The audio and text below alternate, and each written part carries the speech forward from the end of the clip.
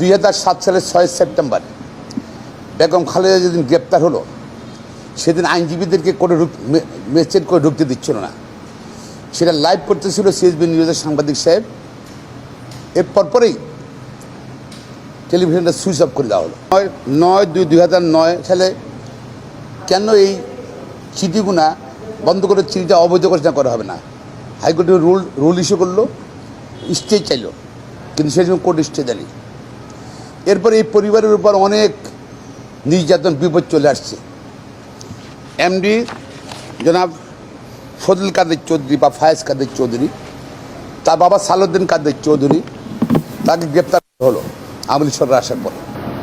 যেহেতু যে সরকার প্রতিহিংসাবশত এই পরিবারকে তছনছ করে দিয়েছে, তারা সরকার থেকে চলে যাওয়ার পর কি সাহস সঞ্চয় করে এখন হাইকোর্টে আসছে যে সেদিন যে 6 সেপ্টেম্বর 2007 সালের যে আদেশগুলো দিয়েছে সেটা আদালতে অ্যাপ্লিকেশন করেছে স্টে করার জন্য, স্থগিত করার জন্য। ওর 4 দিন শুনানি করছে, সরকার পক্ষ শুনছে, আইন দেখেছেন। আজকে মাননীয় বিচারপতি কামরুল হোসেন মোল্লা, ম্যাডাম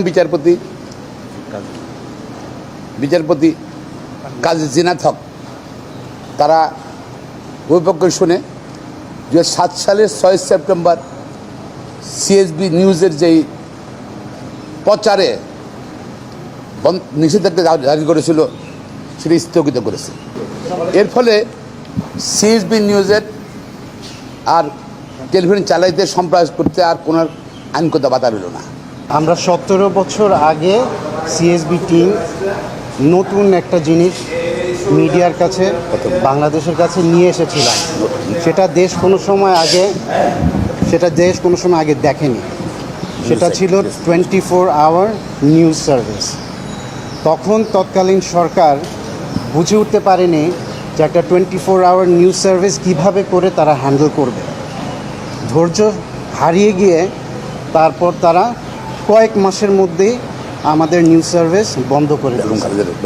এটাতে আমরা গর্বিত যে আমরা প্রথম ছিলাম, এবং আমরা আনন্দিত যে এতগুলো নিউজ সার্ভিস আমাদের মতো দেখা দেখি অনেকগুলো উঠেছে।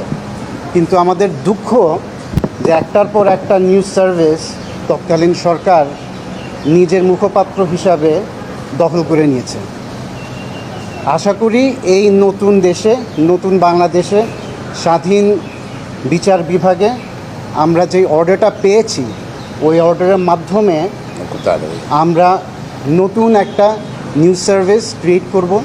ওই নিউজ সার্ভিস সিএসবি নিউজেরই একটা থাকবে, নতুন কিছু একটা থাকবে, এবং সেই নিউজ সার্ভিসের মাধ্যমে আমরা সাংবাদিকতা এবং মিডিয়াতে নতুন করে আমরা নিউট্রালিটি, নিরপেক্ষতা এবং শক্তি নিয়ে আসব।